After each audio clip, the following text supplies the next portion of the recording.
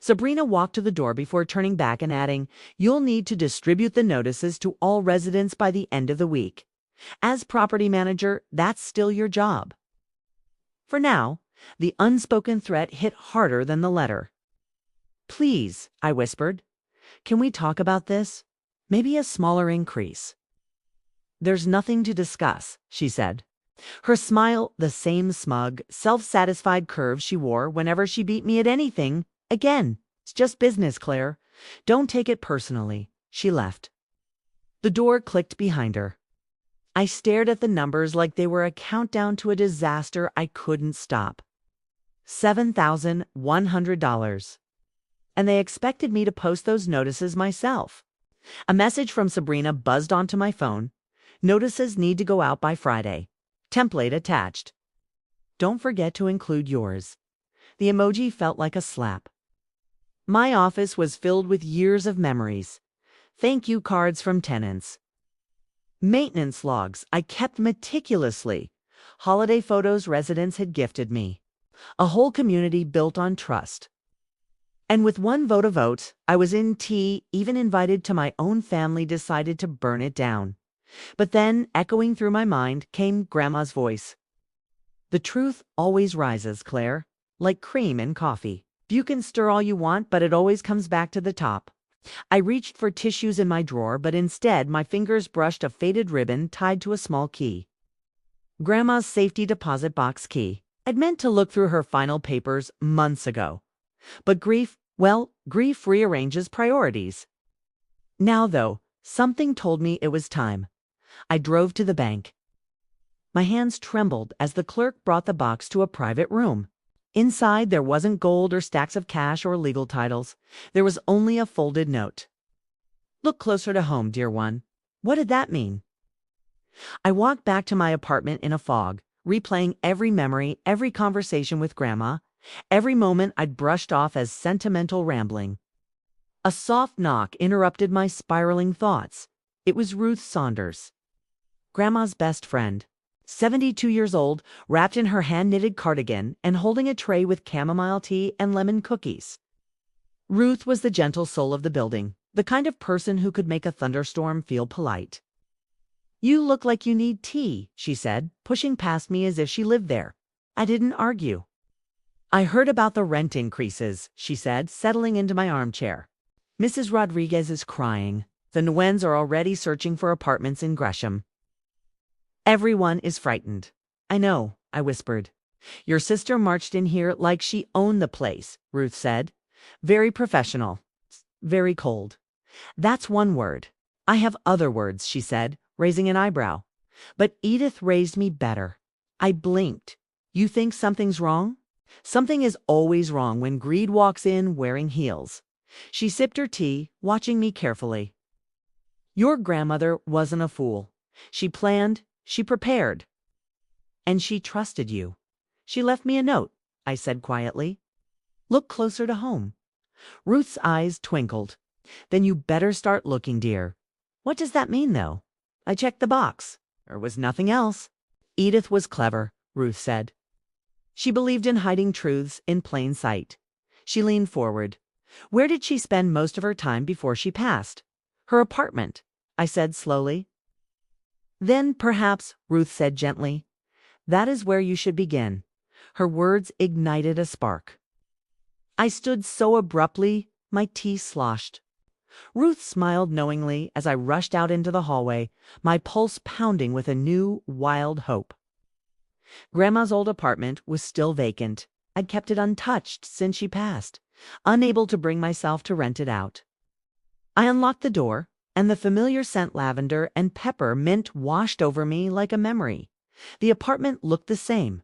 Her doilies, her old piano, her bookshelves. But the note said, "Look closer to home." So I did. I checked drawers, closets, behind picture frames.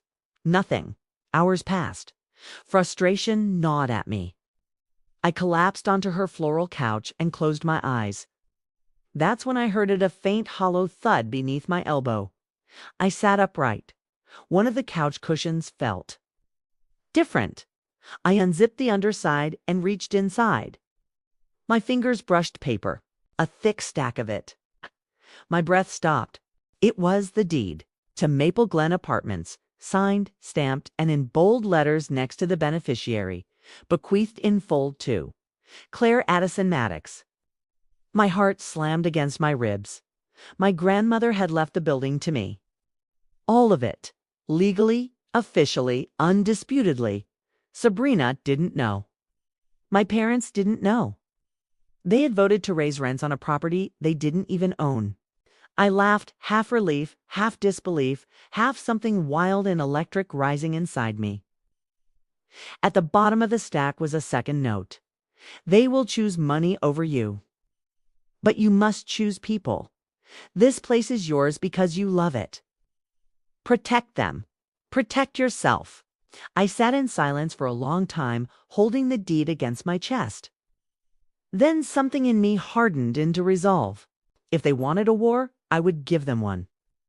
The next morning, I walked into my office with a calmness that felt dangerous. My phone vibrated with messages from Sabrina, reminders, demands, deadlines, but I ignored them. Instead, I drafted a notice of my own, effective immediately. All rent increases are void. All tenant leases remain unchanged. There will be no evictions. The building is under new ownership, under my name. I printed copies for every mailbox. Chaos exploded within hours. Tenants rushed down the hallways crying, hugging, shouting in relief. Some didn't believe it until I showed them the documents. Others just broke down sobbing. My phone rang nonstop. I let it. Then came the knock. Sabrina, fuming. How dare you countermand an investor decision? It wasn't yours to make. She blinked. Excuse me? I placed the deed on the table between us. Favla Sabrina belongs to me. Sabrina. Grandma left it to me 3 years ago. She stared. Then she grabbed the papers, reading them with widening eyes.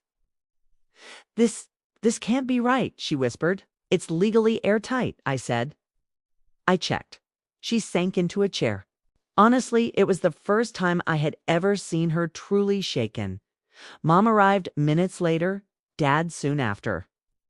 There was shouting, accusations, desperation, pleading, manipulation, but the truth, as Grandma promised, had risen, and they couldn't stir it down.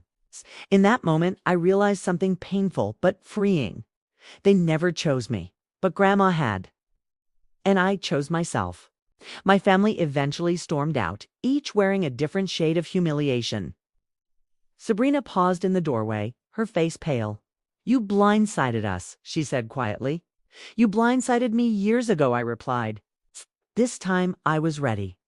When the door finally closed, felt something I hadn't felt in years. Peace. Actual, deep, bone-level peace. I walked outside, the tenants gathered around me. Some hugged me, some thanked me. Ruth squeezed my hand with pride shining in her eyes. You saved us, dear, she whispered. I shook my head. Grandma did. She just left the last step for me. That night, I sat on my balcony overlooking the courtyard. My courtyard and breathed in the cool air. The building was safe. The residents were safe. And for once, so was I. Sabrina had walked in thinking she controlled the board. She forgot one thing. Grandma Edith taught me how to play the game. And in the end, the final move belonged to me.